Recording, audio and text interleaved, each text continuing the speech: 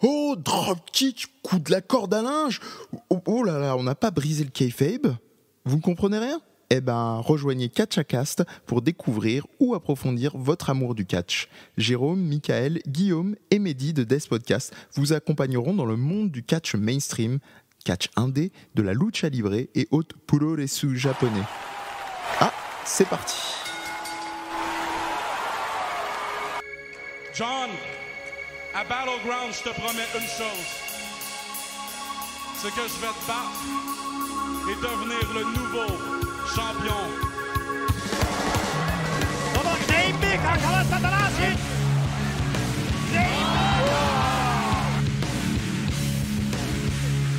But I know you people don't understand what Karanai Daro. だから今からですね。Cette superbe envoi par-dessus la troisième corde, vous êtes en retard, Philippe. Parce que ça va vite, ça va Cette fois-ci, on est là tous les deux. Ah oui. Roman Reigns qui est passé par-dessus la troisième corde. Mais c'est pas tout, regardez qui est passé. Dime.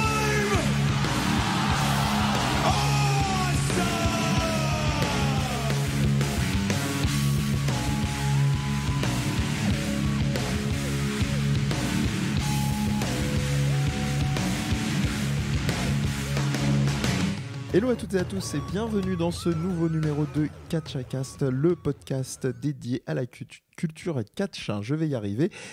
Aujourd'hui, nous sommes 3 à la table. Vous commencez à avoir l'habitude sur les précédents numéros, mais on a un nouvel arrivant. On l'avait annoncé, Jérôme l'avait teasé, et le voici autour de la table. C'est Guillaume. Salut Guillaume. Salut. Comment vas-tu ? Et ben ça va bien, j'ai hâte de commencer ce premier podcast. Bon, moi j'ai l'habitude des podcasts, mais j'en fais d'autres ailleurs. Oui, tout à fait. Sur le jeu vidéo, donc dans un autre domaine. Dans un autre domaine, mais il n'est pas improbable qu'un jour ça vienne croiser le domaine du podcast en question. Et par contre, on retrouve un autre fidèle, on a Michael. Hello Michael. Bonjour. Et puis, comme d'habitude, vous commencez à être, j'espère pas ennuyé, mais donc Mehdi, votre hôte sur ce Catchacast où aujourd'hui on va parler booking. Alors en l'occurrence, c'est Michael qui va se coller sur la présentation de qu'est-ce qu'on va dire, qu'est-ce qu'on va apprendre aujourd'hui et puis qu'est-ce qu'on va peut-être débattre aussi autour de ce sujet merveilleux, Michael. Alors oui, l'idée c'était que alors le booking ça peut être un sujet très très vaste, mais l'idée c'était plus précisément de parler de la façon dont le booking peut influencer la carrière d'un catcheur. Et essayer de trouver des exemples de catcheurs qui ont souffert de ça ou qui en ont bénéficié. Et donc, déjà, en effet, je voulais parler de quelque chose qui, moi, me tient à cœur, parce que c'est un peu mon appréciation du catch. C'est que on a tendance à oublier que les gens se demandent toujours si le catch, c'est vrai ou pas. Bon, on en a beaucoup parlé. Ce qu'il y a de vrai dans le catch, c'est que ce sont des vraies personnes qui ont une vraie ambition et une vraie carrière, qui dédient leur vie au catch. Et qui généralement commence assez tôt, vers 15 ans ou vers 16 ou 17 ans. Et tous ne deviendront pas Hall of Famer ou ne deviendront pas des gros stars ou The Rock ou Hulk Hogan ou John Cena. Hein. Ou alors ils peuvent devenir des grosses stars, mais avec un espace après grosse. Oui, ça c'est vrai. Voilà. Pardon. Et donc du coup, c'est vrai que c'est intéressant de se demander de quelle façon les fédérations de catch, plus précisément la WWE, parce que moi c'est ce que je connais le mieux, peuvent influencer en bien ou en mal et parfois détruire la carrière d'un homme ou d'une femme. Et du coup, je me suis axé sur deux parties, deux axes, oui, je me suis axé sur ça. Qui sont du coup le gimmick, parce que c'est une forme de booking, même si c'est pas exactement, enfin si c'est constitué par des bookers, début, quoi, oui, parce qu'en fait dès le début une carrière peut être brisée avant même qu'on ait pris des mauvaises décisions sur ce que va faire le catcheur, par tout simplement l'identité qu'on lui donne, et puis la réalité du booking, c'est-à-dire qui gagne les matchs, qui catch, contre qui on catch, quelles sont les histoires. Il y a tout un tas de choses qui peuvent aussi mettre à mal la carrière d'un catcheur. Et donc on verra ça Tout au long de l'émission. Ouais. D'accord. Eh ben, très bien, on va marquer une courte pause et puis on va essayer de définir ensemble ce que veulent bien dire ces mots pointus qui sont booking et gimmick. You will rest in peace.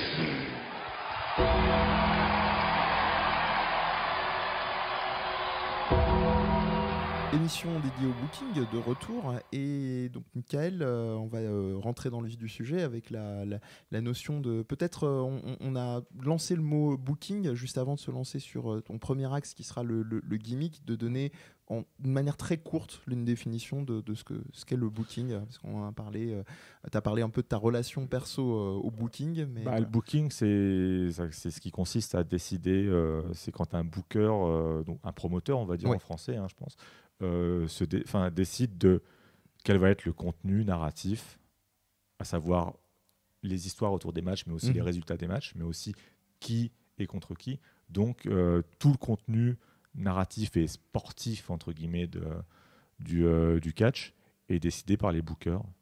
Et c'est ce qu'on appelle le booking. Très bien. Voilà, peut-être avec une petite nuance, il y a aussi les scripteurs qui eux s'occupent purement que de la narration, mais ça c'est vrai que ça arrive que sur les grosses promotions justement qui sont très scénarisées. On peut citer pour ceux qui n'ont pas du tout l'habitude ce qu'on appelle les pay-per-view, donc vous aurez déjà entendu dans les émissions précédentes, dont un des plus connus à la WWE, en tout cas le WrestleMania, mais bon ça peut arriver aussi dans des événements d'un peu moindre importance entre guillemets. Donc là on va se lancer directement dans la notion de gimmick, donc je vais te redonner la parole sur la question pour savoir comment on va en discuter ensemble.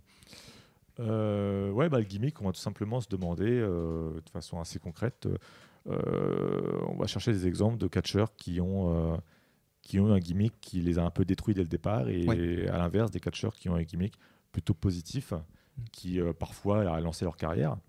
Donc en commençant par les positifs, il y en a un qui est le plus connu, qui est probablement le meilleur gimmick de l'histoire du catch, en tout cas celui qui a été qui a eu le plus de succès sur le plus long terme, c'est bien sûr celui d'Undertaker. Oui.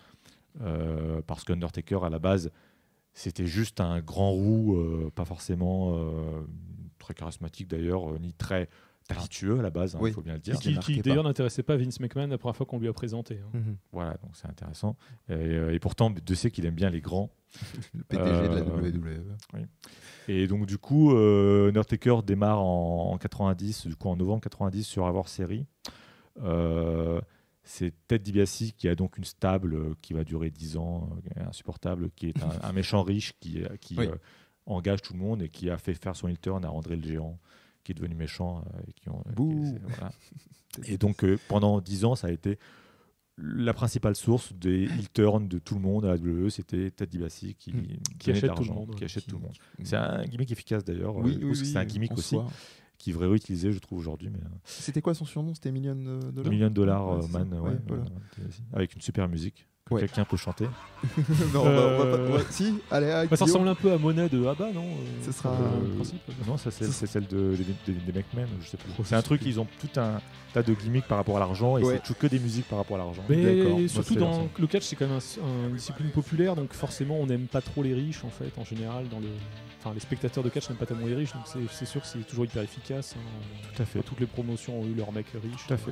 Voilà. Et donc Taker débute comme un peu le monstre de foire de Ted DiBiase. Donc le Survivor Series, c'est un pay-per-view où il y a des équipes qui se battent les unes contre les autres.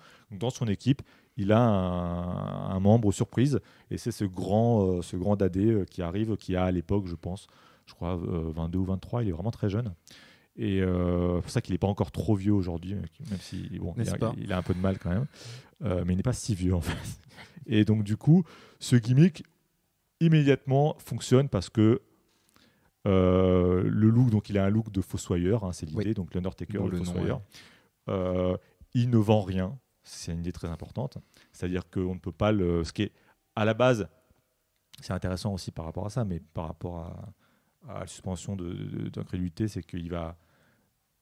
C'est le premier gimmick un peu fantastique du catch, puisque il n'est pas censé, on le tape où on veut, il a pas mal. Moi, je me souviens quand je voyais. Cela dit, ça a été préparé par Hulk Hogan qui ne craignait pas les coups à certains moments du match, mais c'est vrai que lui, c'était tout le temps. Mais lui, c'était la foule qui lui donnait sa force et tout, donc c'était encore un peu crédible. Alors que lui, il est censé être un personnage bon, qui à cette époque-là n'envoie pas encore d'éclairs et de boules de feu, mais qui quand même est censé être un peu... Enfin, les commentateurs... Alors, je ne sais pas aux États-Unis, en fait. En France, les commentateurs le vendaient clairement comme quelqu'un, mais en France, encore une fois, c'est toujours très, très cartoon. Oui. On le vendait clairement comme quelqu'un qui n'était... qui était surnaturel, et on se demandait, je me souviens, Rougeau, notre ami Rougeau qui est revenu à la WWE, oui, il nous disait, non mais il nous disait très souvent, genre, mais il sent la douleur, il peut être en difficulté, c'est censé être quelqu'un qui était imbattable vraiment. Et il était heel au début parce qu'il était dans l'équipe de Ted DiBiase, et donc ça a tout de suite pris énormément, et je pense que je dise pas de bêtises, mais je pense que 2-3 mois après, il était face et qu'il est resté face pendant jusqu'à maintenant. Et puis en plus, on était en plein dans les années 80 avec les blockbusters fantastiques, etc. Le côté magique. Je pense qu'à une autre époque, notamment maintenant, ce serait plus compliqué, mais c'était le bon moment, je pense, pour ce genre de personnage. Oui, années 80. Et puis le côté film d'horreur. Il y avait dans le succès d'un gimmick aussi, il y a bien sûr la musique, c'est très important. Ouais. Parce que du coup sa musique, alors est-ce que c'est dès le départ, il aurait fallu que je revoie le match, est-ce que c'est dès le départ l'hymne à la mort, je sais plus, parce que c'est une marche funèbre qui n'a pas dû leur coûter très cher d'ailleurs. Oui, qui doit être libre de droit pour $1 million, ça a tout de suite très bien fonctionné. Il avait certainement pas son entrée dans le noir tout de suite, donc ça s'est étoffé, mais ce concept a immédiatement fonctionné, et il a fonctionné auprès des enfants énormément, parce que surtout à l'époque, mais en fait en vrai ça a toujours beaucoup d'importance. C'est les enfants qui font le succès et c'est les enfants qui ont grandi avec Taker qui sont restés très fans. Ouais, il y a ce côté fais-moi peur qui continue un peu de marcher avec ce look. Je caricature un peu, je vais me faire descendre par les fans de Taker, mais ce look un peu gothique parce qu'il est quand même assez maquillé, on va dire, à minima. Donc c'est vrai que c'est un truc qui peut marcher entre les générations, sauf quand il commence à conduire une moto. Mais là, c'est. Alors par contre, la question, c'est est-ce qu'il a réussi à séduire les femmes au foyer avec ses gants Mappa ? Moi, c'est la question que je pose. Voilà.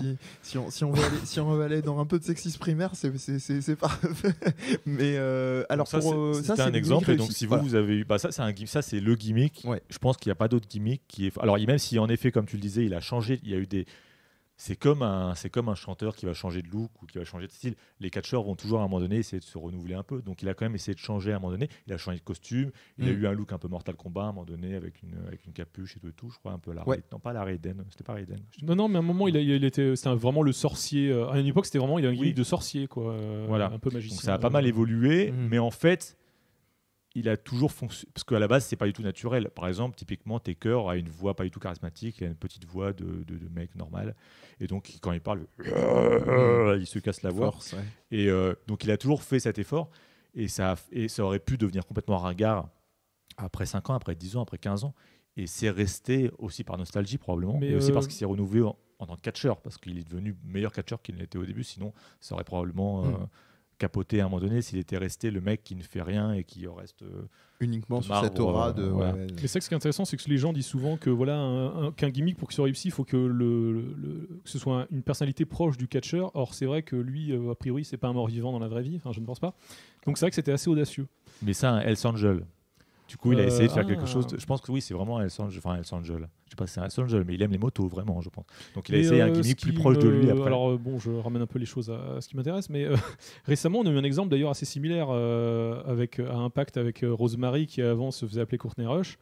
Ce personnage-là, je pense qu'elle aurait difficilement pu le créer à la WWE. Je pense qu'on lui a donné une grande liberté. Pour décrire très rapidement, elle a une robe de mariée et un look, un maquillage. Non. Rosemary, non, c'est un look gothique. C'est le look vivant. Pardon, look vivant. Je confonds avec celle qui est en robe de mariée. Merci. Qui est un look, un gimmick très particulier. Parce que Courtney Rush, j'ai fait une analogie avec Courtney Love. Je sais pas pourquoi, tu vois, avec le maquillage un peu cramé. Il y a de l'idée. Non, ce qui est marrant, c'est que Rosemary, c'est qu'avant, quand elle était Courtney Rush. Son gimmick c'était la suplex machine, c'était plutôt une sportive et tout, et elle était assez timide en plus. Et là, tout d'un coup, ce personnage, elle a complètement. Moi, j'étais super surpris. C'est elle qui faisait les promos, c'est même pas Abyss et Crazy Steve qui disaient rien. Ouais. Et je veux dire, d'ailleurs, elle est extrêmement populaire auprès des enfants, alors qu'elle a quand même un maquillage. Alors, elle l'a un petit peu simplifié. Parce qu'au début, son maquillage était vraiment flippant. Elle avait les yeux tout noirs, c'était dessiné des dents. On a l'impression qu'elle était écorchée, qu'elle était arrachée. C'était assez affreux. Et c'est un exemple aussi de personnage, enfin de catcheur qui s'est vraiment complètement habité par son personnage. Ouais, enfin, ça l'a complètement fait décoller quoi, en tant que catcheur. Et dans l'histoire, il doit y en avoir d'autres. Alors, je sais pas si vous avez des exemples de. Bah, il y a la peinture sur les corps, ça a l'air de bien marcher. Enfin, je sais pas, j'avais pensé à Finn Balor, mais il a commencé. Enfin, il a commencé comme ça en arrivant du côté de la WWE, effectivement. Il avait commencé, je crois, un peu dans les indés avec ces trucs des trucs de rap. C'était un Raptor en fait qui se dessinait, mais ouais, mais c'est je sais pas. C'est vrai qu'au moment au Japon, il avait pas du tout de maquillage. Non, tout à fait, de manière marquée. Ça a commencé avec lui, mais bon, c'était pas forcément l'exemple que j'avais en tête. Toi, ton exemple, du coup, c'était plus Rosemary. Alors, qui est de gimmick, donc pour rappel, qui ont plutôt pushé, vraiment lancé une carrière, qui l'ont soutenu. Alors c'est pareil, je pense, bon, c'est vrai parce que je prends les exemples hyper récents parce que c'est ceux qui viennent à l'esprit, mais c'est pareil, un mec comme Eli Drake, qu'au début, quand il est arrivé, c'était un peu, il avait tenté sa chance à WWE, il s'est chié parce qu'il est arrivé en retard à son rendez-vous. Finalement, il a fini à Impact, c'était un sous-fifre de Drew Galloway. Et je veux dire, maintenant, il est hyper charismatique. Enfin, il est hyper over parce qu'il a son espèce de, enfin, tout son truc de, qui est difficile à définir, mais c'est un petit peu comme The Rock, quoi. C'est un beau parleur qui a ses catchphrases et que les gens répètent. Oui, The Rock, par exemple, c'est un exemple de gimmick parce que The Rock qui a du mal à se trouver, parce que parfois ça ne vient pas tout seul. Pour les gens qui ont vu Glow. Il y a un très bon exemple de personnage le personnage principal ne trouve pas son gimmick. C'est quelque chose qui est arrivé à beaucoup de gens. Au Hall of Fame, là, il y avait comment il s'appelle ça ressemble à quoi Million $, comment il s'appelle Dallas Page. Diamond Dallas Page. Diamond Dallas Page, c'est pas $1 million. Qui expliquait qu'il lui a fallu des années et des années pour trouver un gimmick. Il a tout essayé et rien ne marchait, quoi. On a qu'à développer sur The Rock, ça peut être pas mal. Oui, The Rock, pour le coup, donc il a commencé en heel, je pense que tu connais mieux que moi. Non, au départ, en fait, c'était vraiment. Non, ils ont directement essayé de l'imposer en babyface, ce qui ne marchait pas du tout. Et il avait un gimmick un peu de polynésien gentil, voilà. Gimmick de polynésien. En fin de compte. Avec après, un petit habillage classique. Alors, ça, je sais plus bien l'histoire, mais après, je crois qu'il a fait un heel turn et en fait, il a rejoint une équipe. Il a rejoint un groupe, ça ressemblait un peu à ceux qui étaient dans le délire Black Panther, mais à échelle samoa-polynésienne. Il mélange un peu tout. Ils ne sont pas blancs, on va dire. Ils ne sont pas blancs. C'est ça. Une équipe de pas blancs. Et en fin de compte, c'est là qu'il a commencé. Et comme souvent, en fait, quand les catcheurs sont heal, en fait, ça les libère vachement parce qu'ils peuvent troller les gens, ils peuvent balancer des saloperies. Et en fin de compte, c'est là qu'ils arrivent à être vraiment charismatiques et à montrer qu'ils ont. Et comme en plus les gens, alors ça, on aurait peut-être, sur un autre sujet que vous avez abordé sur les babyface, mais comme les gens parfois aiment bien justement les bad boys ou les gens qui sont un peu qui ont un peu de l'esprit plutôt que des gentils fadas qui n'ont aucune personnalité, forcément c'est les gens qui finissent par devenir hyper populaires. Par contre aussi dans le même genre, mais alors, pareil qui s'est trouvé en plein milieu, c'est Stone Cold, parce qu'au départ il a son gimmick de ringmaster. Bon, en même temps j'aime bien quand il avait des cheveux, moi, parce que j'aime bien sa coiffure. Mais bon. Stone Cold Steve Austin, une des légendes. Et puis bon, voilà, quand il est devenu son redneck buveur de bière, ça a complètement changé la donne, quoi. Mais et c'est pareil, il est devenu hyper over le jour où il a insulté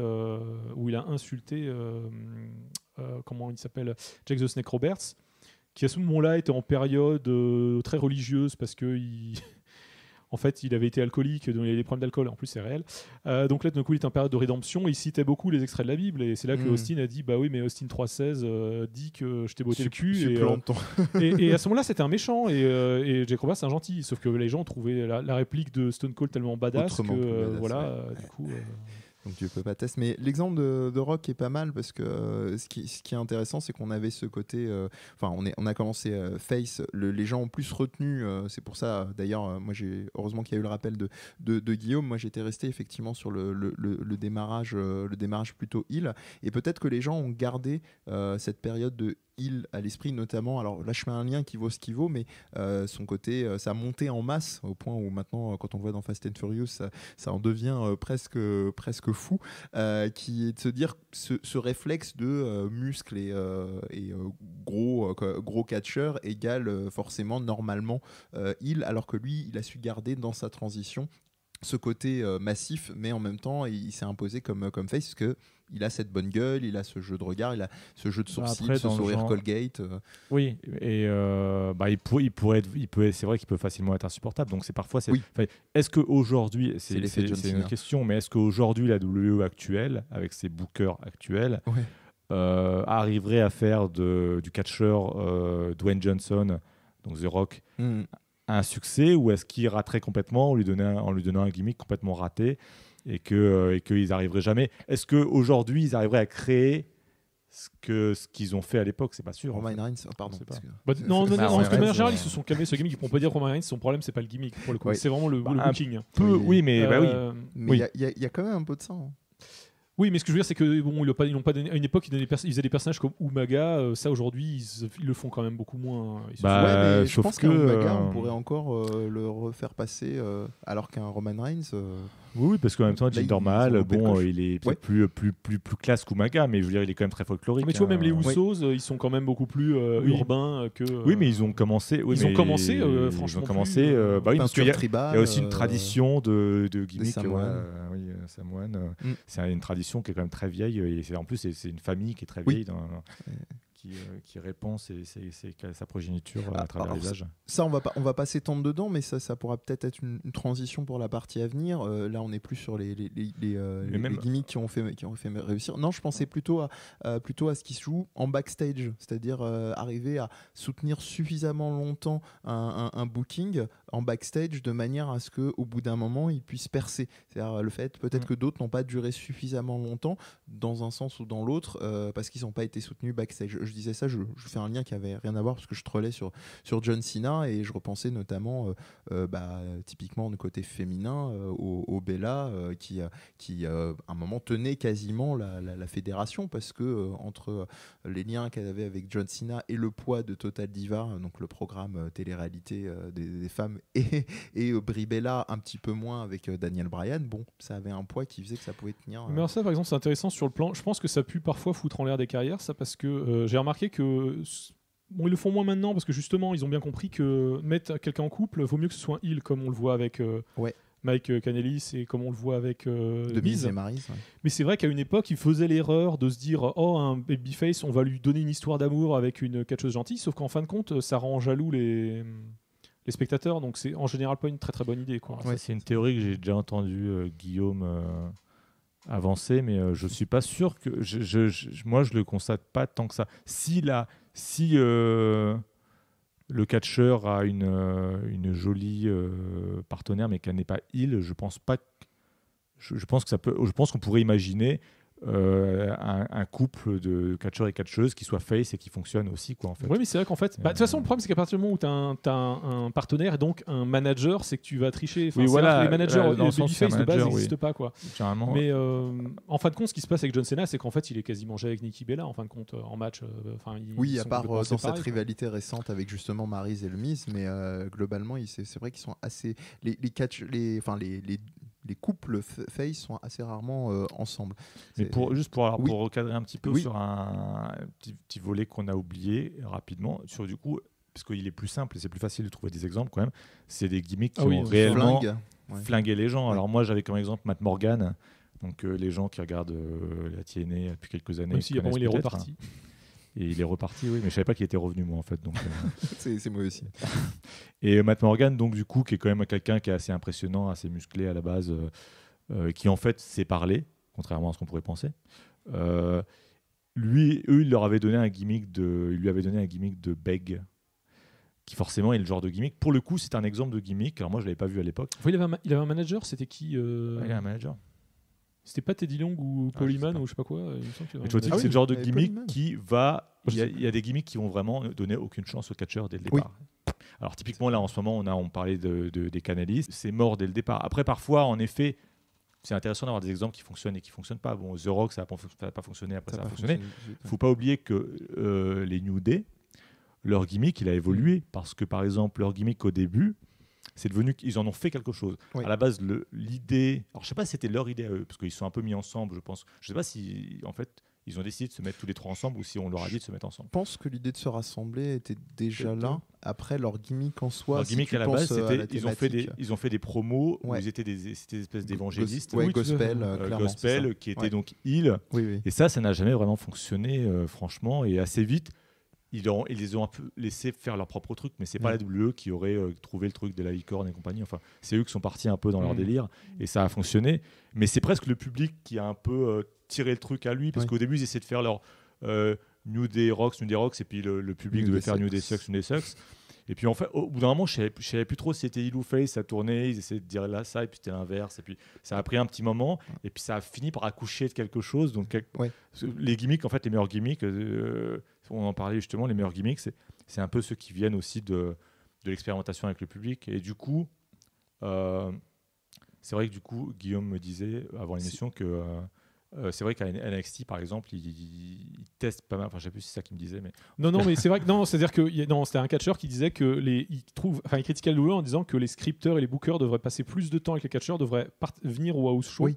Parce que c'est vrai que c'est effectivement au house show qu'on peut tester un petit peu les choses. Et NXT, bon, c'est pas un NXT house show teste généralisé, beaucoup de choses. mais c'est vrai qu'ils peuvent tester beaucoup de choses et éventuellement ils peuvent changer le personnage une fois arrivé dans le roster principal ou pas en fonction des Et possibilités. ce qui est curieux, NXT, qui est une émission qui est quand même qui est censée être enfin, NXT, c'est un peu un mélange d'émissions très modernes et très ringardes. Parce qu'à la fois elle est moderne parce qu'il y a le côté plus catch, performance, le tout, et des gens indés et tout. Et de l'autre côté, c'est là qu'on trouve des gimmicks extrêmement hauts en couleur. Les vaudevillains. Les vaudevillains. Au hasard. Même Finn Balor a un gimmick quand même très très visuel à la base. C'est un gimmick un peu rétro. Et c'est là aussi qu'on voit des entrées de 20 minutes. On a l'impression que c'est un peu NXT le culte du gimmick justement, beaucoup plus. Parce que les gimmicks ne survivent pas forcément en fait au main roster. Mais à NXT, le public est un peu sympa, donc on peut s'amuser à expérimenter des trucs. C'est très compliqué de faire fonctionner un gimmick qui est un peu en couleur aujourd'hui. Alors voilà, un exemple, c'est Bayley, qui a un gimmick qui fonctionne à la NXT, parce qu'à NXT, les gens l'aiment bien, parce qu'ils sont gentils. Enfin, il n'y a pas de personnes négatives, en fait. Mais il y a une grosse bienveillance. Donc tout le monde aime bien tout le monde. Donc Bayley, il l'aime bien. Donc du coup, elle a son gimmick. Je lui ai mis des enfants, j'arrive avec des bites gonflables avec des sourires. Et donc du coup, ça fonctionne. Le problème, c'est qu'un gimmick... des petits personnages, je précise. Oui, ce sont des petits personnages. Chacun voit des projections, c'est mais c'est vrai qu'objectivement, c'est très phallique. J'aurais dû dire frites. C'est très phallique. Et donc, du coup, le problème, c'est qu'il y a plein... Par exemple, typiquement, dans les gimmicks qui fonctionnent et qui ne fonctionnent pas, à la NXT, il y a des gimmicks du bonheur, un peu. C'est les gimmicks de gens qui sont heureux. Sami Zayn a aussi un gimmick avec sa musique. Ça me rappelle le gimmick final de Michelle McCool. Son gimmick, c'était qu'elle aime la vie.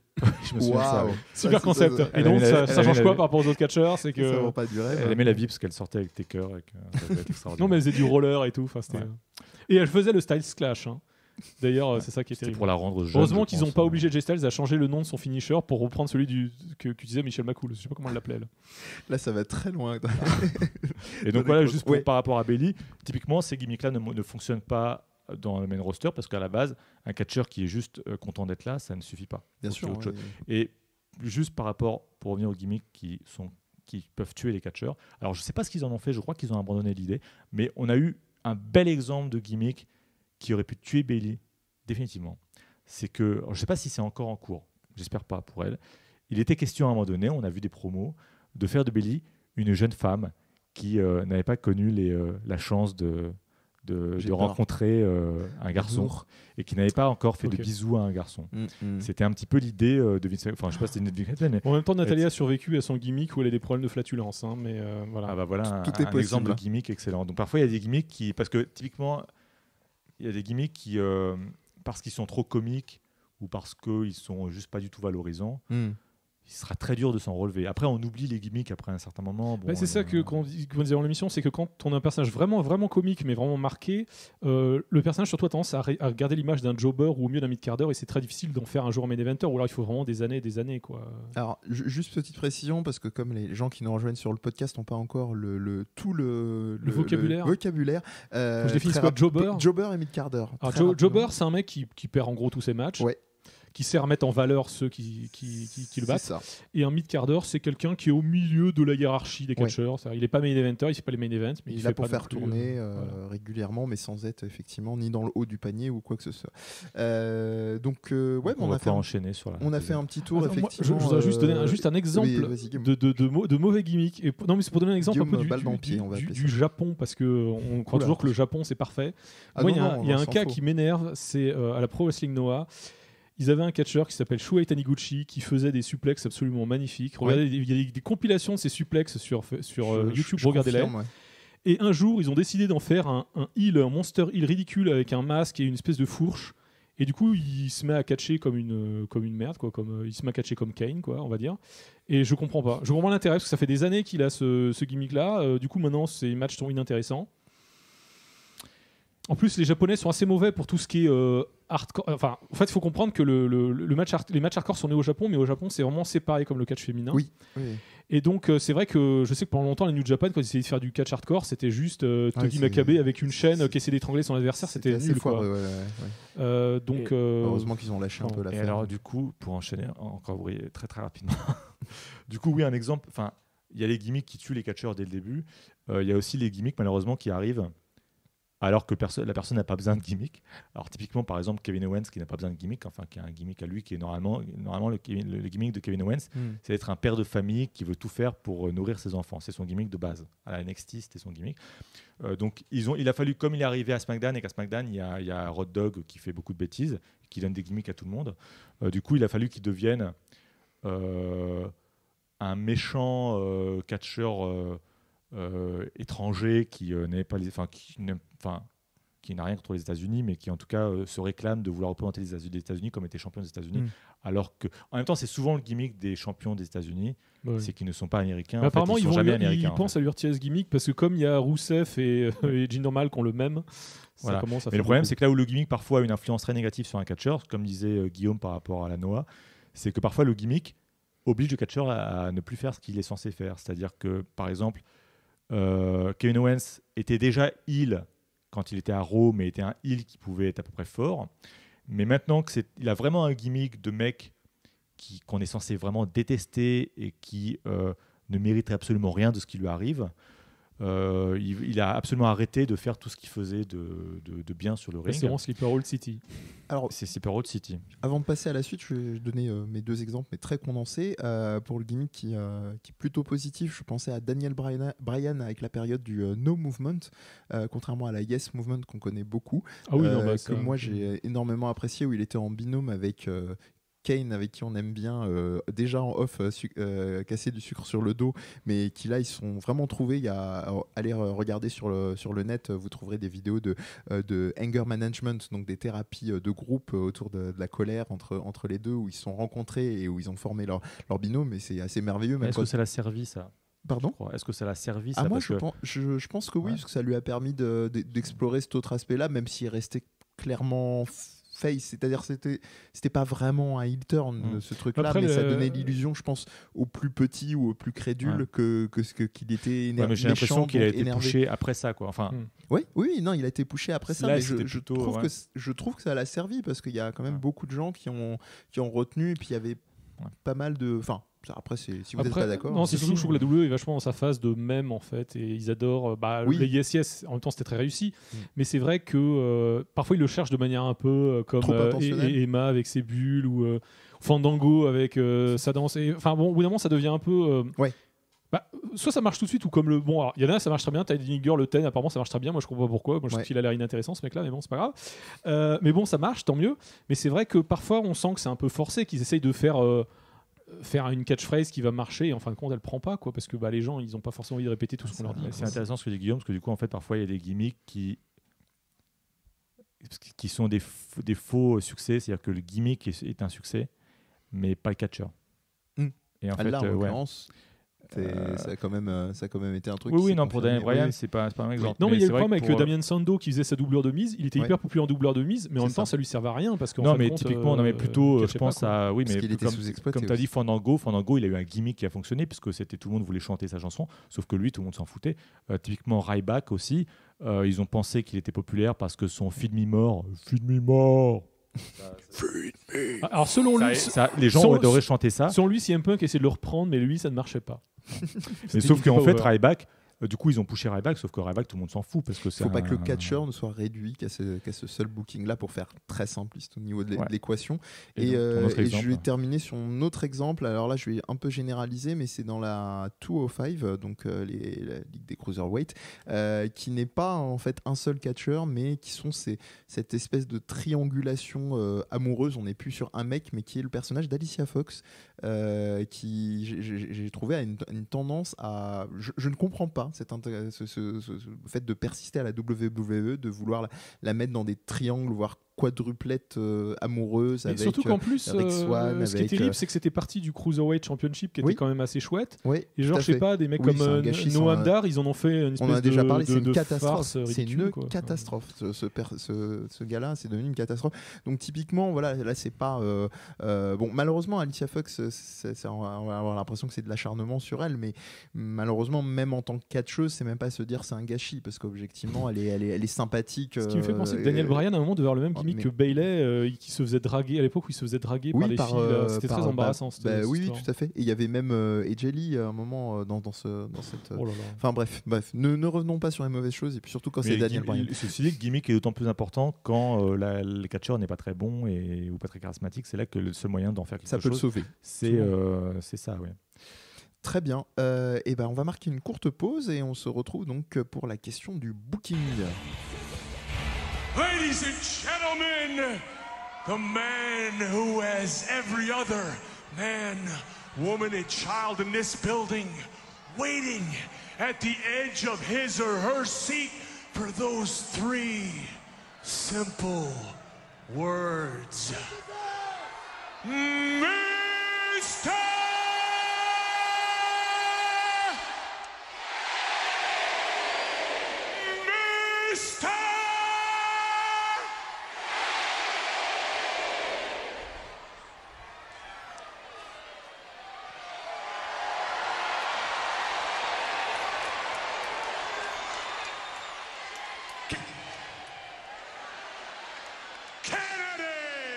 Seconde partie de l'émission, donc dédiée au booking. On va rentrer un petit peu plus dans le dur de la question, justement avec Michael. Tu vas nous poser un petit peu les grandes lignes et comment tu as voulu amener le sujet pour qu'on puisse ensuite prolonger un peu la chose. Le truc, c'est que le booking, c'est vraiment ce que le catcheur ne maîtrise pas, quoi. C'est c'est un peu le vent ou les vagues qui le balade, qui peut être le public qui balade souvent, et qui balade sa carrière un peu n'importe comment.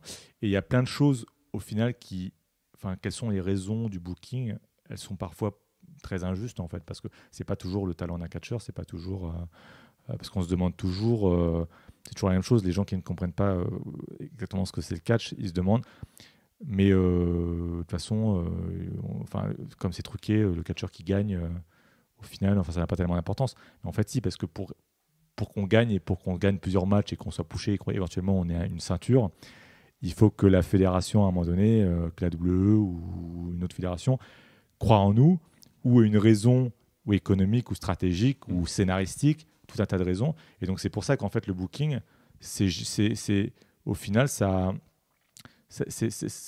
vient de plusieurs critères qui peuvent être plein de choses, qui peuvent être du coup, par exemple, alors j'ai écrit l'improbabilité, parce que parfois on va booker un match d'une certaine façon, on va faire perdre un catcheur, et uniquement à très court terme, c'est souvent à court terme, c'est souvent le problème, parce qu'on veut qu'il y ait une surprise et que les gens ont deviné que l'autre allait gagner, donc hop, on va faire gagner le premier, parce qu'on veut que ce soit surprenant. Ça, c'est vraiment le pire des bookings, mais ça peut arriver. Ça peut aussi être des contrats. Alors ça, on en parle rarement, parce que ça se sait peu, mais je pense que très clairement, moi je suis à peu près sûr qu'il y a récemment des gens qui ont gagné des titres. Je pense à Goldberg, je pense à Batista avant ça, quand il a gagné le Royal Rumble, quand il est revenu, qui clairement sont des grosses stars qui n'étaient plus là, qui sont revenus. Et c'est évident qu'il y a une négociation, et que dans la négociation, il était clair qu'il devait gagner 1 ou 2 titres à un moment donné. Donc il y a tout un tas de choses qui font que si on n'est pas dans la bonne dynamique, on peut se retrouver sous les vagues et pas sur les vagues. Et donc c'est ce qu'on va essayer de voir, comment le booking peut faire ou défaire des carrières. Ouais. Alors il y a déjà peut-être, comme tu viens de le nommer, l'aura des personnes quand elles arrivent dans une fédération. Typiquement, bon, en l'occurrence Goldberg, c'était un retour d'une légende. Oui, quand même, faut pas trop exagérer. Attends, il était énorme, hein, l'époque de la WCW. Oui, les gens oui. en ont pas forcément conscience, mais Oui, c'était vraiment oui. une hyper grosse Mais star. c'est parce que j'ai dû beaucoup de mal à me défaire de ce qui nous tombe sur la tronche en ce moment. Mais encore plus proche de nous, on a Shinsuke Nakamura, typiquement, qui lui, on va dire, il fait converger pas mal de choses parce qu'il y a cette aura de catcheur japonais qui peut être parfois, je pense que Guillaume abondera peut-être dans mon sens, surcoté. Mais en fait, ça revient à plein de choses. Déjà, c'est vrai que le booking a pris une tournure déjà différente pour une tournure différente quand les gens savent que c'est truqué, parce que du coup ils savent que c'est booké, et donc voilà qu'il y a une logique derrière. Mais ce qui a empiré le truc, c'est vachement Internet, parce que maintenant les résultats fuitent vachement. Tu citais le fait que parfois il faisait gagner quelqu'un alors que c'était pas prévu, juste parce que le résultat avait fuité avant, donc ils veulent surprendre. Et c'est un phénomène vachement marrant, parce que à une époque, surtout le WWE où on fait comme si le reste du monde n'existait pas. Oui. À une époque, AJ Styles, il aurait jamais pu arriver comme ça et être présenté comme quelqu'un de connu. Là, et pareil pour Shinsuke Nakamura, là tout d'un coup les gens sont c'est génial et tout le monde sait qui c'est. Et alors que tu dis, mais si tu suis vraiment que la WWE, tu fais comme si c'était un peu une série télé.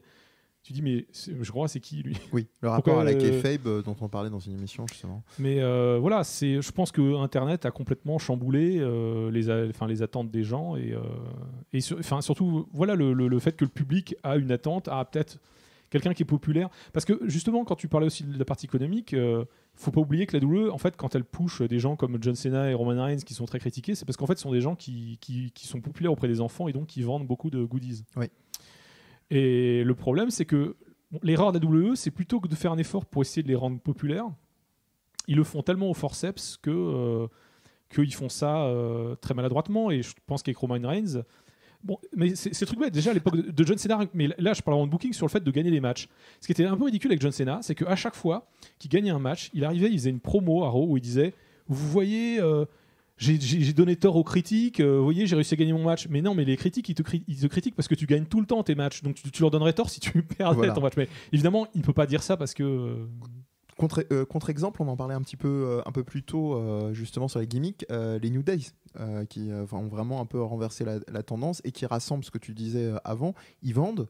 Que ce soit dans le côté déjanté pour les adultes, pop culture, machin, pour les enfants parce qu'il y a les licornes, il y a les petites. Xavier Woods, un YouTuber en plus. Xavier Woods est un YouTuber qui a une chaîne justement en jeux vidéo, on en parlait un peu plus tôt, qui cultive ça et qui le développe, moi je trouve, de manière assez chouette.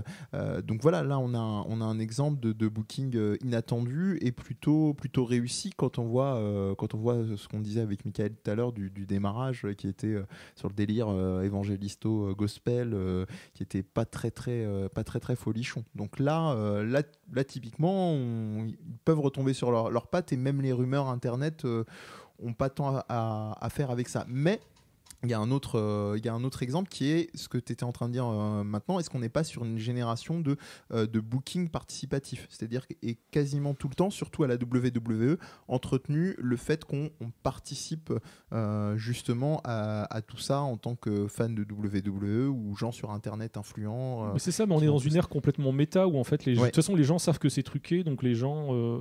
C'est pour ça que les heels n'ont plus aucune importance. Je veux dire, à une époque, il y avait des heels, genre moi je sais que je cite toujours l'exemple de Mr. Pogo parce que pour moi c'est le meilleur heel de tous les temps. C'est un petit gros qui a aucune dégaine et qui lacère le dos de ses adversaires à la faucille. C'est impossible d'aimer ce mec, je veux dire franchement. Alors que le problème c'est que quand un heel est juste badass parce qu'il vanne ses adversaires, je suis désolé, on a envie de le trouver cool. Et c'est ce qui a d'ailleurs aussi vachement aidé Triple H, qui mine de rien a longtemps été heel, mais en même temps, voilà, c'était un peu le king of... the king of the heels. Voilà, quelle expression. The king of kings. Mais par rapport aussi à... Le truc aussi, c'est que c'est plus facile quand les gens sont populaires, c'est-à-dire que New Day, voilà, ils sont populaires, c'est facile après de surfer avec. Ce qui est très compliqué, c'est quand il y a un mec comme Roman Reigns qu'on n'arrive pas à rendre populaire, enfin il l'est auprès des enfants, mais... Et je trouve qu'ils font vraiment n'importe quoi avec lui. Je donnais tout à l'heure l'exemple, le fameux Royal Rumble où... il est blé, enfin il est tout le monde il est arrivé en premier, ce qui est normalement un truc qui push vachement. On se rappelle de Rey Mysterio, de gens comme ça qui ont fait tout le Royal Rumble en entier. Il arrive en premier et en fin de compte il se fait agresser, tout le monde se jette sur lui, il est blessé, il est éjecté du ring et en fait au lieu de finalement dire non je vais quand même y aller, bah en fait il part en coulisses et il revient à la fin frais comme un gardon, alors que forcément les autres sont fatigués dans le ring. Il élimine plein de gens, forcément ça énerve complètement. Et puis plus récemment, il y avait surtout c'est injuste, c'est ça voilà, la grosse nuance. Et récemment, il y a eu ce truc un peu bizarre où il a fait une tentative d'assassinat sur Braun Strowman. Alors effectivement, Braun Strowman avait fait un peu l'inverse précédemment, mais Braun Strowman avait utilisé sa force physique, avait fait preuve quand même avait impressionné les gens en soulevant son camion. Ouais. Alors que là, tout d'un coup, on a Roman Reigns qui fait une marche arrière pour tuer quelqu'un. Et en plus, Braun Strowman est hyper badass parce qu'il arrive à sortir du camion et à refuser les soins médicaux. Et là, on est dans un cas où en fait, je comprends pas du tout ce qu'il cherche à faire. S'il cherche à rendre Braun Strowman populaire, encore plus populaire, et Roman Reigns encore plus détesté, c'est réussi. Mais j'avais cru comprendre que c'était pas le but. Et ça rejoint aussi un autre point que j'ai souligné un peu plus tôt dans l'émission, c'est quand on soutient à ce point-là, même des bookings que beaucoup de gens, nous, en tout cas autour de la table, on va estimer foireux. C'est-à-dire que quand le push est maintenu. Et en l'occurrence, Roman Reigns, on aura envie de se dire bon on passe à autre chose, c'est pas possible. Mais là, il y a une foi, j'ai envie de dire presque aveugle pour des résultats à part les ventes. Très sincèrement, moi je crois que les ventes font tout. Je crois que de toute façon ils ont annoncé leurs résultats. La WWE a des résultats toujours meilleurs qu'avant. Enfin, mais ce que Roman Reigns, le problème c'est qu'il donne pas les ventes par évidemment. On ne sait pas forcément qui est responsable. Mais est-ce que ça, encore une fois, est-ce que ça recroise pas un autre truc que j'ai dit un peu plus tôt? Est-ce que c'est pas des trucs de backstage? Est-ce que c'est pas, je psychote un peu, mais je vais croiser avec une autre catcheuse qui est Nia Jax.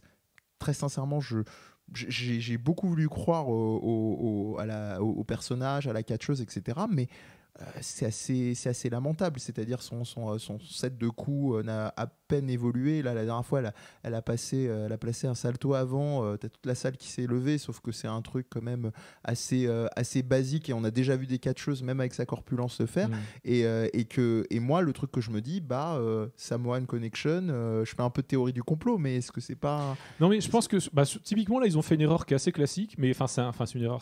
C'est très difficile. En fait, c'est que quand on a un monster heel comme ça, donc un méchant impressionnant, dominant, en fait, ils font le truc classique, c'est qu'au début, ils lui font zigouiller tout le monde. Oui. Donc, ils lui envoient parfois même des jobbers, justement, pour pas affaiblir les catcheurs du roster. Donc, ils lui envoient des gens... Ou des catcheurs locaux. Des catcheurs locaux, qu'on ne connaît pas. Elle les démolit. Le problème, c'est que c'est bien joli de faire ça, mais à un moment, on ne peut pas faire ça éternellement. À un moment donné, il va falloir qu'elle tombe sur un os. Ouais. Et là, l'erreur, c'est que après, ça dépend aussi des circonstances, de qui est dans le roster à ce moment-là. Mais je sais plus. Je crois qu'ils l'ont fait affronter carrément Asuka, non? Ah oui. Bah oui, forcément. C'est un takeover Brooklyn, je crois. Sauf que forcément, comme ils se sont dit, c'est trop tôt pour que Asuka perde son titre. Du coup, Asuka a gagné. Et j'ai envie de dire, en même temps, Nia Jax perdre contre Asuka, c'est pas forcément la honte, mais forcément, ça a interrompu complètement sa lancée, quoi. Donc après, c'est d'une part, et puis le match n'était pas terrible en plus, et je veux dire, ça jouait pas en sa faveur dans un genre différent de ce que tu as dit pour Roman Reigns et Braun Strowman, parce que sur le match, on se rendait encore plus compte qu'à part éventuellement se jeter sur elle dans un coin de ring. Alors, niveau prise et un leg drop. Alors ça fait une bonne transition sur moi, un sujet par rapport au booking qui me taraude énormément, c'est le rôle de la télévision. Parce qu'il y a beaucoup... Par exemple, depuis quelques années, dans les sondages, en général, c'est souvent la New Japan qui gagne le meilleur booking, etc. Mais à une époque, il y a un mec qui était toujours considéré comme le meilleur booker tout le temps, qui s'appelle Gabe Sapolsky. Mm-hmm. Et ce mec-là, c'était alors apparemment, je crois que c'est un disciple de Paul Heyman, et peut-être qu'il était à l'issue de Liu. Pas d'imitation de Paul Heyman, Michael? Non, pas pour lui. Et en fin de compte, et donc il a été longtemps le booker de Ring of Honor, et après il a créé, je crois, la Evolve, il a participé à la création de la Evolve, et en fait maintenant je crois qu'il est à Dragon Gate USS, si je dis pas de bêtises. Mais je suis pas du tout ces trucs-là, donc je suis pas forcément au courant de tout. Et en fait, ce qui m'agaçait beaucoup, c'est que les gens disaient que c'était un super bon booker. Mais ce que je trouvais injuste, c'est qu'en fait, à l'époque où il était booker, et même d'ailleurs, je crois qu'il n'a jamais booké d'émission télévisée. Et ça, c'est vachement important, parce que dans une émission télévisée, on a des grosses contraintes de temps. On peut pas faire on est obligé de faire des matchs courts parfois, donc ce qu'on appelle des squash, où donc il y a un catcheur qui éclate un autre en 2 minutes. Et forcément, quand un catcheur éclate un autre en 2 minutes, celui qui se fait éclater, c'est difficile de le mettre en valeur. Ça met que en valeur que celui qui gagne. Et par exemple, pour donner 2 exemples très différents, par exemple, peut-être un, parce qu'on a déjà prévu. Juste là où je voulais en venir, c'est que ce qui m'a très agacé, c'est que Gabe Sapolsky, en fait, quand la Ring of Honor a eu son contrat TV, c'est à ce moment-là qu'il a quitté la Ring of Honor. Mm-hmm. Et je trouve ça, à mon avis, je pense que c'est pas anodin. Je pense que les gens se seraient rendus compte que c'était peut-être pas un booker génial, quoi. Oui, c'est stratégiquement intelligent de sa part. Voilà. Mais pas... Parce que ce qui est intéressant, c'est qu'à la Ring of Honor, leur émission durait qu'1 heure. Et justement, pour que les matchs restent longs, en fait, ils mettaient que 3 matchs par émission, 2 ou 3 matchs. Ce qui fait que ton catcheur préféré, en gros, tu le voyais une émission sur 3. D'accord. Ce qui, franchement, tu fais ça à la WWE, c'est juste pas possible. Oui. Quoi. Oui, donc, mais c'est vrai que là c'est encore un autre rythme, c'est une autre façon de se discipliner pour regarder et suivre la trame narrative. Mais en tout cas, moi je pense que voilà, le secret pour du bon booking, c'est juste avoir des matchs longs. Parce que quand un match est long, même le mec qui perd, il est mis en valeur et. Tout le monde est... Ça, je pense que ça pourrait se discuter, mais on va peut-être rebondir sur 2 exemples que, il me semble, Michael, tu voulais reprendre au sujet justement du booking. Il y en a un qui est très emblématique, alors je ne sais pas dans quel ordre tu voudrais le reprendre, mais là, par rapport à tout ce qu'on a dit depuis tout à l'heure, c'est l'exemple de Bret Hart, justement. Est-ce que peut-être tu voulais oui, là-dessus, on a parlé de pas mal de choses par rapport au booking, mais... Oui. Mais disons que Bret Hart, c'est plus une question de circonstance, quoi. C'est-à-dire que Bret Hart a eu le malheur d'être là à une période, enfin, il était là sur une longue période, parce que Bret Hart était là, même mi-80, il était déjà là, mais il était d'abord en équipe. Et quand il a voulu avoir quand il a fallu le pusher, donc pusher, ça veut dire quand on cherche à mettre en valeur un catcheur pour qu'il gagne des titres et tout. Quand il a fallu le pusher, c'était une période où il était un peu le seul de son type. Et typiquement, là, c'est là que la stratégie qu'on peut avoir, la stratégie économique qu'on peut avoir, parce que c'est ça qui compte, c'est toujours le problème, c'est qu'une fédération de catch, elle veut faire de l'argent, elle a besoin de vendre des jouets, elle a un public, surtout à l'époque, mais toujours aujourd'hui. Mais à l'époque, c'était encore une plus grosse partie, parce qu'il n'y avait pas les smartphones. Il y a une partie pour enfants. Voilà, donc après Hulk Hogan, Ultimate Warrior. Ultimate Warrior était vraiment... la grosse attraction. Et dans ce contexte-là, il y a une transition vers des catcheurs comme Shawn Michaels, typiquement, et Bret Hart, qui représentent un petit peu les 2 catcheurs qui étaient des catcheurs très techniques, qui n'étaient pas musclés, qui n'étaient pas grands. Enfin, Bret Hart n'était pas trop petit, mais bon. D'ailleurs, leur arrivée a été favorisée par les scandales de dopage, en fait. Et c'est pour ça qu'ils ont commencé à prendre des catcheurs plus petits, parce qu'on sait qu'eux, il n'y avait pas de soupçons sur eux, en fait. Pour mettre le truc sous le tapis. Et puis c'est aussi qu'il y en a pas mal qui sont partis, parce qu'en fait, mi-90... on voit que Ultimate Warrior n'est plus là, Hulk Hogan n'est pas là très souvent. Il y a pas mal de gens qui étaient là avant qui sont partis, donc ils se retrouvent un petit peu avec en fait, ces gens-là qui étaient des mid-cardeurs pendant très longtemps, qu'il faut un peu mettre en avant. Et Bret Hart, qui est considéré comme le meilleur catcheur de tous les temps par beaucoup de gens, qui a en tout cas un peu révolutionné le catch, va avoir quelques bons programmes, dont un un très bon match que moi j'aime pas, mais bon, avec British Bulldog, et un match très technique qui va être un main event, mais uniquement parce qu'il se déroule en Angleterre et que donc British Bulldog est anglais. Mais sinon, il n'aurait jamais été un main event à cette époque-là. Et après avoir un programme avec son frère, avec bien sûr des matchs assez légendaires, mais le problème, c'est que sur la totalité de son run, on va dire, enfin de son run, de la période où il devait être champion, il côtoyait des gens comme Yokozuna, comme Sid Justice, comme Diesel. Diesel, c'est un peu plus tard. Oui. Et c'était ces gens-là, quelque part, mais c'est marrant parce que ça n'a rien à changer. C'est-à-dire que c'est exactement la même chose aujourd'hui. C'est-à-dire qu'on a des gens qui ont beaucoup de talent, mais qui ne sont pas forcément formatés pour vendre des jouets ou pour devenir des stars de cinéma. C'est exactement la même chose que Roman Reigns aujourd'hui. Roman Reigns, c'est parce que c'est une potentielle star de cinéma parce qu'il a une tête de star de cinéma et de star de film d'action qu'il est poussé. C'est pas simplement parce qu'il est pote avec Vince McMahon. C'est le Lorenzo Lamas de la WWE. T'as raison. Et donc à l'époque, Bret Hart a été complètement pris dans cette vague-là. Et donc il fallait le mettre en valeur, mais en même temps, voilà, il perd son titre. Il perd son titre contre Yokozuna, non, alors oui, il a un match contre Yokozuna à WrestleMania 9, et Yokozuna qui n'était pas un mauvais catcheur pour son physique, mais non, c'est sûr. C'était pas facile. Mais c'était pas forcément un catcheur passionnant. Et puis en fait, à WrestleMania 9, Bret Hart a un match contre Yokozuna, il le perd, il est champion à ce moment-là, il perd son titre contre Yokozuna. Hulk Hogan arrive, qu'on n'a pas vu depuis pas si longtemps, mais depuis quelques mois. Et en fait, il défie Mr. Fuji, qui est le manager de Yokozuna, et il gagne le titre. Et comme ça, et après, alors Bret Hart récupère son titre. Je sais même plus quand il récupère son titre. Je sais plus, c'était au pay-per-view d'après. Je pense probablement quand Hulk Hogan a pris des vacances pour tourner sa série. C'est ça. Mais c'est aussi YOLO que quand Guillaume parlait du Royal Rumble avec Roman Reigns il y a quelques instants, quoi, d'une certaine façon. Déjà l'arrivée défiée comme ça. C'est clair que c'est super humiliant. Non seulement il perd son titre, mais en plus c'est un autre babyface qui le récupère, qui défie, qui un peu venge, qui a la rédemption. Et il perdra, alors il récupérera son titre et il le reperdra contre son frère dans un match très long, contre du coup Bob Backlund. Oh là là. Bob Backlund qui aura son deuxième titre de champion. C'est un cas très particulier, Bob Backlund, parce que c'est à la fois un catcheur qui est quand même super technique, c'est vraiment un lutteur amateur à la base, mais qui est en même temps hyper goofy. Enfin, il était peut-être pas forcément à l'époque. Oui, il était déjà, et puis surtout, il avait déjà, en fait, on se rend pas compte, mais en fait, quand il a son deuxième titre en battant donc Bret Hart après que Owen Hart ait été triché, il faut le savoir. C'est plus compliqué que ça, mais c'était une histoire très compliquée. Bob Backlund avait, alors si je ne me trompe pas, il avait 43, 44, il avait pas loin de 45 ans. C'était son deuxième titre, et son premier titre, c'est dans les années 70. C'est quand même, il a eu un titre, il a été champion dans les années 70, puis il a été champion dans les années 90. C'est assez beau. Parce que c'est deux périodes très différentes du catch, pour le coup. Mais il a perdu, alors pour le coup, il a perdu son titre dans un House Show, ça arrivait déjà à l'époque, contre Diesel. Une semaine après. Oh, mais c'est dingue comme ils n'avaient pas peur de mélanger des catcheurs qui vont pas du tout ensemble. Ah oui, parce que Diesel Backlund, on imagine le match. C'est une affiche hyper bizarre, quoi.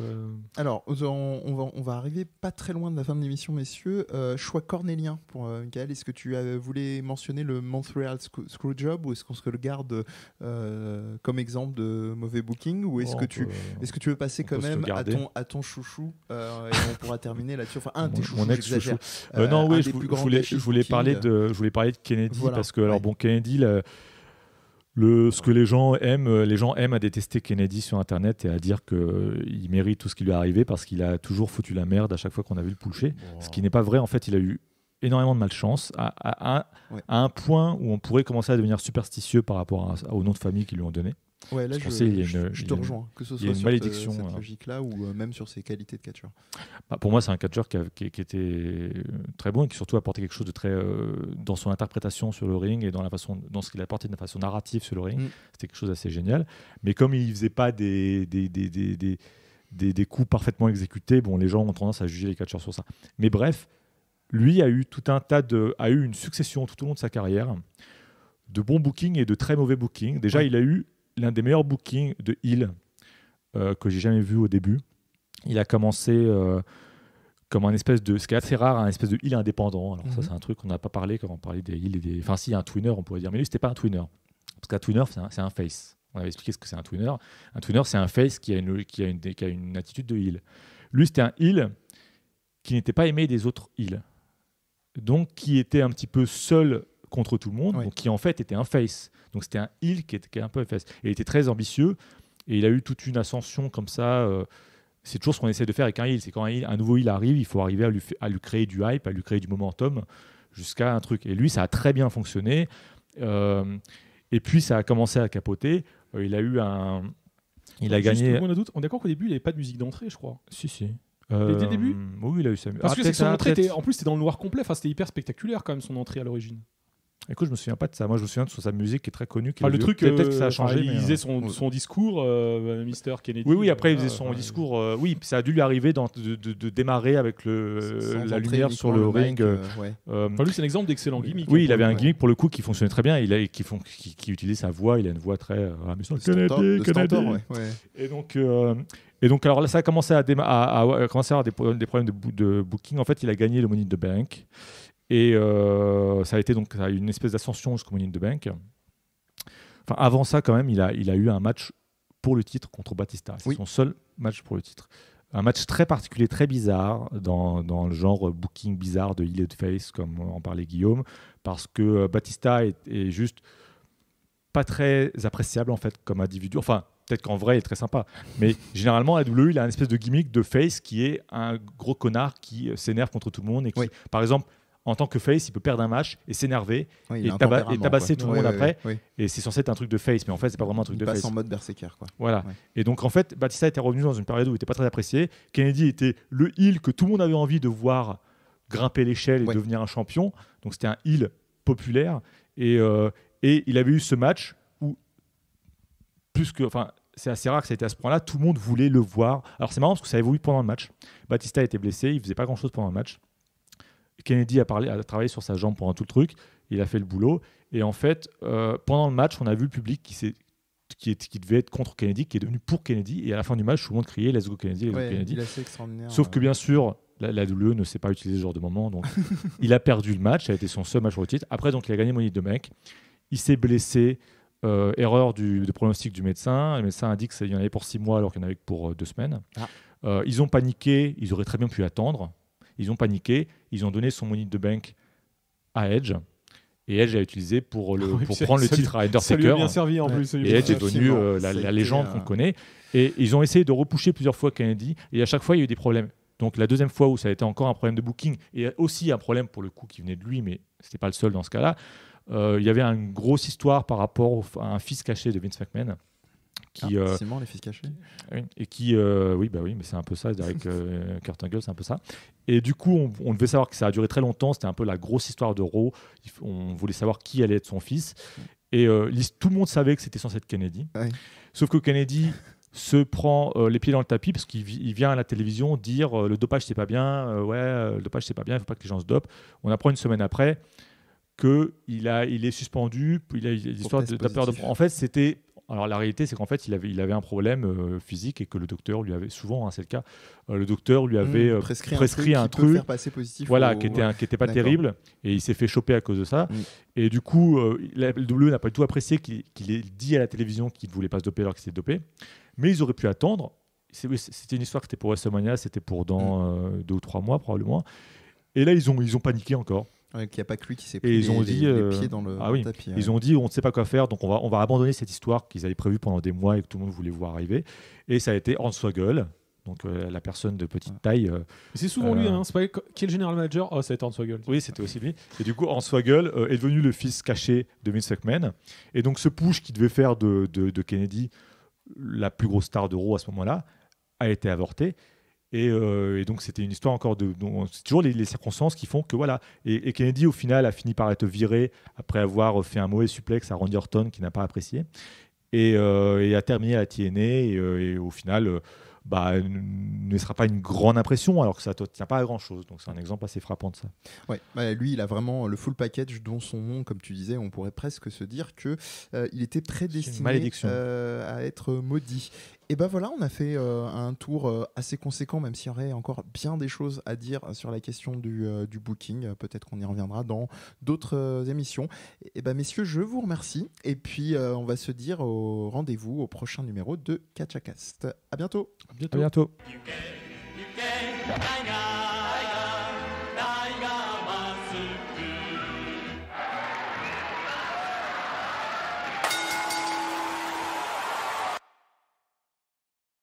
Retrouvez KatchaCast et bien d'autres émissions de Death Podcast sur Twitter @DeathPodcast, DEEZ podcast au pluriel tout attaché, et Facebook à la page du même nom.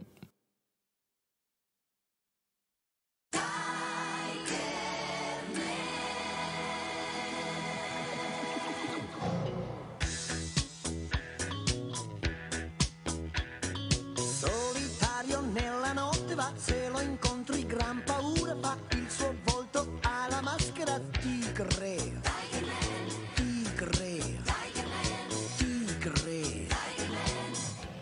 Direct 1, 2, 1, 2, test, Mehdi, test. Test, Guillaume, test. C'est bizarre, c'était vachement bas. Comme dans la vraie. Ok.